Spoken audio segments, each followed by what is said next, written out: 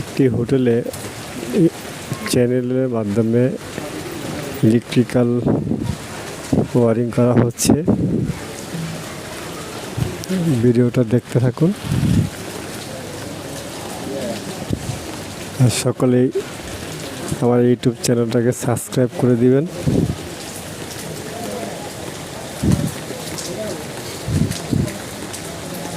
কেমন হচ্ছে ভিডিওটা লাইক শেয়ার কমেন্ট করে পাশে থাকবেন, সুস্থ থাকবেন সেই প্রত্যাশা রইল।